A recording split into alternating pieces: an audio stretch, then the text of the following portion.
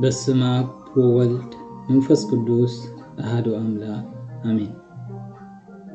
ሰብ ዘይብሉስ ሰብ ዝረኸበ ኣብ ጥቓ ቤት ሳይዳ ሓደ ሰብ ነበረ ብሕማም ዝደኸመ ብጓህ ዝሓረረ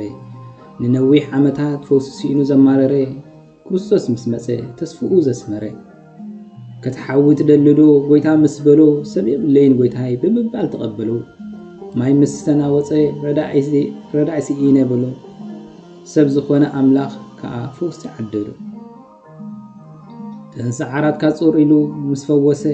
እቲ ሰብ ዘይብሉ ኣዝዩ ተሓወሰ 38 ዓመት ብሕማም ዝተደነሰ ንክርስቶስ ረኺቡ ውሽጡ ተሓደሰ ሰብ የብለይን ኢሉ ብጓሂ ዝተዛረበ ኣብ ክንዲ ሰብ ምድሪ ፈጣሪ ረኸበ ክርስቶስ ብምሕረት ናብኡ ምስ ቀረበ